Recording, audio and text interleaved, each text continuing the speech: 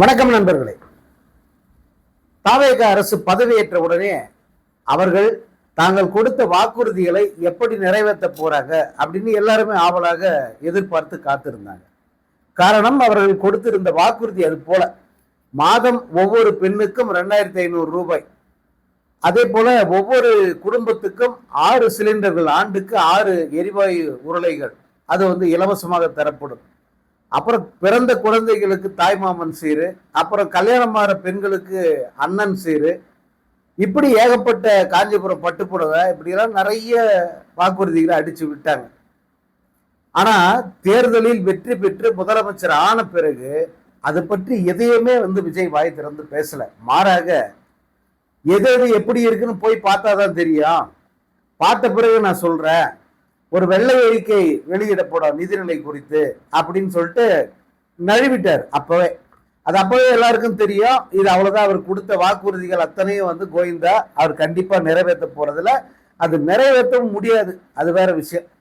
So இதை அவர் ஜகா வாங்கிட்டாரு அப்படிங்கிறது நமக்கு ஆரம்பத்திலே தெரிஞ்சிருச்சு. இருந்தாலும் இவங்க சொன்ன மாதிரி ஒரு வெள்ளை அறிக்கை விடணும் அப்படின்னு சொல்லிட்டு ஒரு வெள்ளை அறிக்கையை நேற்று விட்டுருந்தாங்க. அது வெள்ளை அறிக்கையா நொல்லை அறிக்கையா அப்படிங்கிறதெல்லாம் அதை உள்ள போய் பார்த்தீங்கன்னா தெரியும்.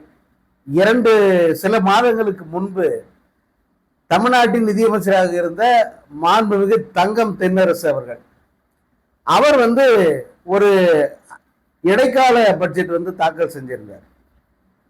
அந்த இடைக்கால பட்ஜெட்டை அப்படியே எடுத்து திரும்ப படிச்சுட்டு போயிட்டாரு இப்ப இருக்கிற நிதியமைச்சராக இருக்கிற மரிய வில்சன். இதுக்கு உட்கார்ந்து பொழிப்புரை விளக்க உரை எல்லாம் சொல்லிக்கிட்டு இருக்காங்க வீணா போனவங்க பல பேர். இந்த தொலைக்காட்சி விவாதங்கள்ல உண்மையிலே அவங்க வீணா போனவங்கன்னு தான் சொல்லணும். காரணம், இது அனைத்தையும் தெள்ள தெளிவா சொல்லிட்டாரு தங்கம் தென்னரசு. அதை விட முக்கியமா முதலமைச்சராக இருந்த மு.க. ஸ்டாலின் அவரும் தெள்ள தெளிவா சொல்லிட்டாரு, இதை பாருப்பா, 10 லட்சம் கோடிக்கு மேல கடன் இருக்கு, அந்த கடனுக்கான வட்டி 60,000 பிளஸ் அதை வருஷம் கட்டிக்கிட்டு இருக்கோம்.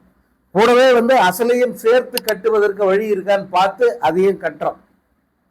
ஓகேவா? அதே போல மத்திய அரசு நமக்கு கொடுக்க வேண்டிய அந்த நிதியை கொடுக்காம விடுறதுனால, நம்முடைய பங்கு என்னவோ அதை சரியா கொடுக்காததுனால நமக்கு வருவாய் இழப்பு அதிகமா இருக்கு.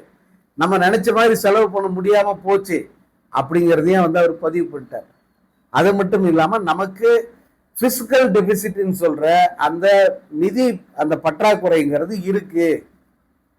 இதை அவங்க யாரும் மறுக்கல. ஏற்கனவே அரசாண்ட அந்த திமுக அரசு இதை அனைத்தையும் டீட்டெயிலா சொல்லிட்டு போயிட்டாங்க. அதனாலதான் இவங்க பதவியேற்ற உடனே விஜய் சொன்னாரு, கடன் வாங்கி வச்சுட்டு போயிருக்கீங்க, போய் என்ன எப்படி இதுன்னு பார்த்தாதான் தெரியும் அப்படின்னு சொன்ன உடனே மு.க. ஸ்டாலின் அன்னைக்கு சாயந்தரமே அவரு அறிக்கை விட்டாரு, சால்ஜாப்பு சொல்லாத, சாக்கு போக்கு சொல்லாத, மனசு இருந்தா இதை செய்யணும்னு நினைச்சா செய்ய முடியும், போய் முதல்ல நிர்வாகத்தை ஒழுங்கா பாருங்க, அங்க இருக்கிறத வச்சு முதல்ல மக்களுக்கு செய்ய வேண்டியதை செய்யுங்க அப்படின்னு சொன்னாரு. ஏன்னா இந்த நிலைதான் அதிமுக அரசு விட்டுட்டு போகும்போது இருந்தது. எடப்பாடி பழனிசாமி தலைமையிலான அரசு விட்டுட்டு போகும்போதும் நிதிநிலை இப்படித்தான் இருந்தது. ஆனா இதை வைத்து கொண்டே மாதம் 1000 ரூபாய் பெண்களுக்கு கொடுத்தாரு, நான் முதல்வன் திட்டம் செயல்படுத்தினாரு, காலை உணவு திட்டம் கொண்டு வந்தாரு, தாய் மாணவன் திட்டம் கொண்டு வந்தாரு,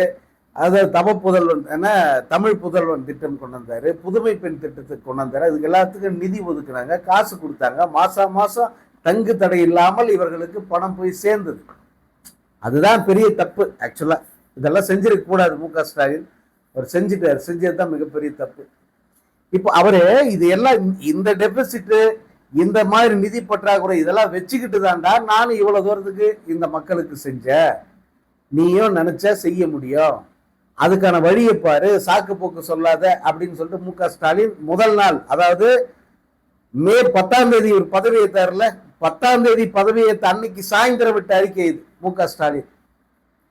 ஆக இவர்கள் புதிதாக ஒண்ணு இங்க எதையும் ஆராய்ச்சி பண்ணி கண்டுபிடிக்கல. அப்படி ஒரு ஒளிவு மறைவை அவர் விட்டுட்டு போல. திமுக அரசு எந்த விதமான ஒளிவு மறைவையை விட்டு வைக்கல. கடன், ஆமா கடன் வாங்கியிருக்கோம். எவ்வளவு? 28% மேல கடன் இருக்கு. எப்படி அது? அரசு, மத்திய அரசு அனுமதிக்கிற அளவுக்கு நான் கடன் வாங்கியிருக்கேன். மத்திய அரசு அதை அனுமதிச்சிருக்கு.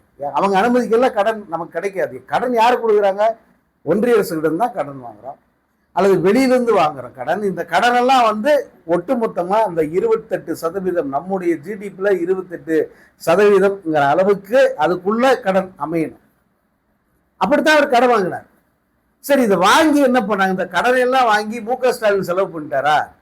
கடன் எல்லாம் வாங்கி வேற எங்கேயாவது ஆஸ்திரேலியாவில் இடம் வாங்கிட்டாரா அவரு அப்படின்னா அதெல்லாம் ஒண்ணும் இல்லை.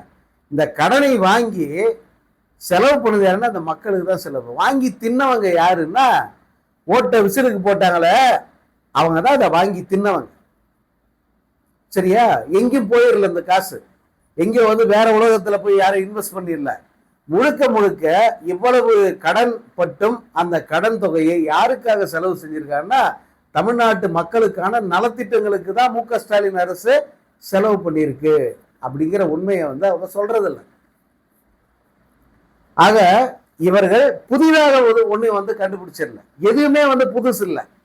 புதுசு என்னன்னா எழுத்து கூட்டி படிக்க தெரியாத ஒரு மரிய வில்சன் அப்படிங்கிற ஒருத்தர் நிதியமைச்சரா நம்ம பெற்றிருக்கோம் அப்படிங்கிறது தான் புதுசு. இந்த வெள்ளை அறிக்கையை அவர் படிச்ச லட்சணம் இருக்குல்ல, அதை காண கண்கோடி வேண்டும். எழுத்து கூட்டி படிக்கிறார், ஒவ்வொரு வார்த்தையும் எழுத்து கூட்டி படிக்கிறார். அது மட்டும் இல்லாம மிக மோசமான கைமீறி போயிடுச்சு. இது மனிதர் ஏற்படுத்திய பேரிடர். இதை சரி பண்ணித்தான் ஆகணும், பண்ணிடுவோம். என்னங்க உங்க டிராமா? உங்களுக்கு இதுல என்ன தெரியும்? நீங்க கத்துக்கிட்டு இருக்கீங்க, நீங்க ஒரு கத்துக்குட்டி, அதுல எந்த ஒரு மாற்று கருத்து கிடையாது. ஒரு கத்துக்குட்டியா தேவையில்லாம வந்து வாயை விட்டு மாட்டிக்காதீங்க. ஒரு கத்துக்குட்டிக்கு என்ன தெரியும்?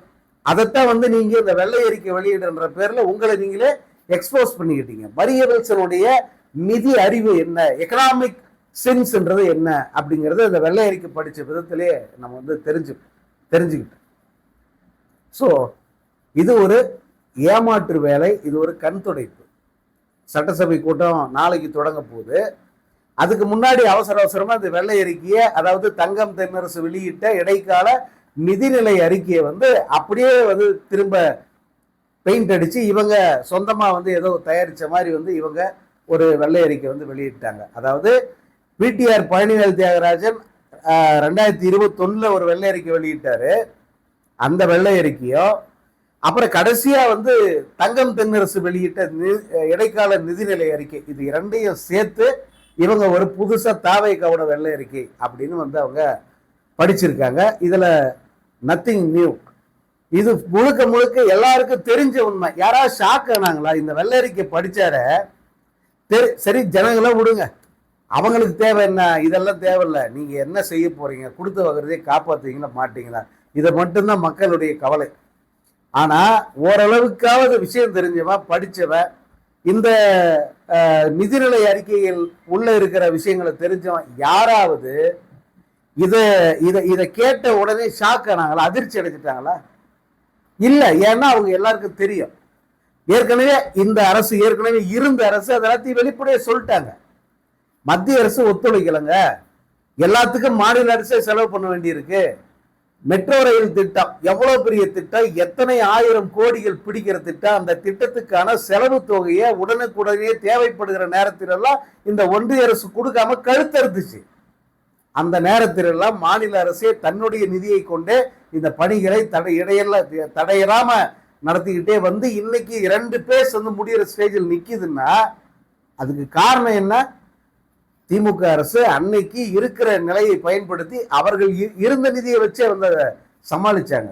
சென்னை அண்ணா சாலையில் அவ்வளவு பெரிய மேம்பாலத்தை வந்து கட்டிக்கிட்டு இருக்காங்க. எல்லாத்துக்குமே நிதி எங்கிருந்து வருது? ஸோ நிதி பற்றாக்குறைங்கிறது நமக்கு போதிய ஒத்துழைப்பு கிடைக்கல. சந்திரபாபு நாயுடுக்கு 1,00,000 கோடி கொடுக்குறாங்க, உத்தரப்பிரதேசம் 1,00,000 கோடிகளை கொட்டுறாங்க. ஆனா தமிழ்நாட்டுக்கு அப்படின்னு வரும்போது அவர்கள் கிள்ளி கொடுக்க கூட தயாராக இல்லை. இந்த உண்மையை கூட யார் சொல்லியிருக்காங்க? இதே மரிய வில்சன் தன்னுடைய அறிக்கையில படிக்கிறார். இதைத்தானே அவங்க 5 வருஷமா சொல்லிக்கிட்டு இருந்தாங்க, 5 வருஷமா புலம்பிக்கிட்டு இருந்தாங்க. கடைசி நிதிநிலை அறிக்கையிலே அதைத்தானே சொல்லிட்டு போனாங்க. அதையே நீங்க திரும்ப வந்து வேற வார்த்தையில படிக்கிறதுக்கு நீங்க எதுக்கு சார்? நீங்க இதை எப்படி சரி பண்ண போறீங்க? புதுசா என்ன வருவாய் பெருக்கிறதுக்கு வழி உங்ககிட்ட இருக்கு? எப்படியெல்லாம் நீங்க தான் சொன்னீங்க லீக்கேஜஸ் அடைப்போம். என்ன லீக்கேஜஸ், என்னென்ன லீக்கேஜ் ஆயிருக்கு? இந்த லீக்கேஜஸ் முதல்ல வெளியே சொல்லுங்க சார். இல்ல இந்த லீக்கேஜை உங்களுக்கு சாதகமா பயன்படுத்திக்க போறீங்களா? லீக்கேஜஸ் நிறைய இருக்கு அப்படின்னு சொல்றாரு. லீக்கேஜஸ்க்கு என்ன அர்த்தம்? பணம் கசியுது. அரசுக்கு வருகிற வருவாய், அரசுக்கு வருகிற பணம் கசிஞ்சு வெளியே போகுது. எங்க போகுது? இத்தனை நாள் இங்க போகுதுன்னு நீங்க குறை சொன்னீங்க, இப்ப அது எங்க போகுது? அந்த லீக்கேஜஸ் நீங்க அடைச்சா அது எங்க போகும், என்ன ஆகும் சொன்னீங்களா சார்? அத சொல்லவே இல்லை. சரி, புதுசா ஏதாவது வருவாய் பெருக்குவதற்கான வழிகளை நாங்க இப்படி ஒரு பிளான் வச்சிருக்கோம், இதெல்லாம் செய்ய போறோம், ஏதாவது உங்களுக்கு ஐடியா இருக்கா சார்? அதுவும் ஒண்ணும் இல்லை. ஸோ இப்படி எந்த ஒரு ஐடியாவே இல்லாம குருட்டு போன விட்டத்துல பாஞ்ச மாதிரி ஒரு அறிக்கையை வெளியிடுறீங்க. அதை ஒரு குற்றச்சாட்டா தங்களுக்கு தேவையான கால அவகாசம், நாங்க இவ்வளவு வாக்குறுதி கொடுத்து தொலைச்சிட்டானா ஒன்றுத்தையும் செய்ய முடியாது, இன்னும் 3 லட்சம் கோடி வேணும். எதுக்கு? இவன் கொடுத்துக்கிற வாக்குறுதியை கொஞ்சமாவது நிறைவேற்றுனா இன்னும் 3 லட்சம் கோடிகள் வேண்டும். அந்த 3 லட்சம் கோடி எங்கிருந்து எடுப்பீங்க? தமிழ்நாடு அரசு பட்ஜெட்டே 4 லட்சம் கோடி தான். பட்ஜெட்டே 4 லட்சம் கோடி தான். 3 லட்சம் கோடி இன்னும் தேவைன்னா எங்க போய் எடுப்பீங்க? நீங்க கொடுத்த வாக்குறுதியை நிறைவேற்றதான். அதுக்கான வருவாய் அல்லது வருவாய் ஆதாரத்தை நீங்க எப்படி பெருக்க போறீங்க? எந்தெந்த லீக்கேஜஸ் அடைச்சு இந்த 3 லட்சம் கோடிக்கான தொகையை எடுக்க போறீங்க?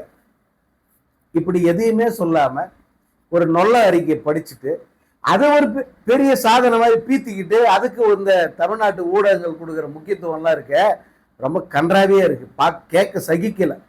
அதைத்தான் தங்கம் தென்னரசு அவர்கள் இந்த வெள்ளை அறிக்கை பார்த்த உடனே எத்தனை கேவலமான ஒரு வேலை அப்படிங்கிறத தோல் உரிச்சு காமிச்சிட்டாரு. மற்றவர்களும் கூட விஷயம் தெரிஞ்ச அத்தனை பேருமே இதை ஒரு விஷயமாக, இதை ஒரு பொருட்டாக யாருமே எடுத்துக்கல. அப்படி ஒரு மோசமான ஒரு அறிக்கை. அதை படித்தவர் அதை விட மிக மோசமான ஒரு தற்குறித்தனமா இருந்தவர் படிக்கிறது. Sorry to use the word, வேற வழி இல்லை. அவர் படிச்ச விதத்தை நீங்க பார்த்துருப்பீங்க. பாவம், தமிழே தெரியாத மேட்டுக்குடி வர்க்கத்திலிருந்து வந்த ஒரு நபர் போல அவர் படிச்சதெல்லாம் ரொம்ப அபத்தமா இருந்தது. முதல்ல நல்ல தமிழ் கத்துக்கங்க. மரிய வில்சன் யூனிவர்சிட்டி நடத்துறது பெருசு இல்லை. என்ன, முதல்ல நல்ல தமிழ் படிச்சுக்கங்க. தமிழை பிழை இல்லாம பேச பழகுங்க. அதே போல பொய்யான அறிக்கை இல்லாம நிஜமா ஒரு அறிக்கை தயார் பண்ணுங்க. இப்போ அவங்களுக்கு 1 மாசம் தானே ஆயிருக்கு, இன்னும் 6 மாசம் டைம் எடுத்துக்கிட்டு இன்னும் கரெக்டான அந்த ரூட் எல்லாம் கரெக்டா தெரிஞ்சுக்கிட்டு ஒரு உண்மையான வெள்ளை அறிக்கை ஒரு 6 மாசம் கழிச்சாவது கொடுங்க. இது வெள்ளை அறிக்கை இல்லை, இதை ஏற்றுக்கவும் முடியாது.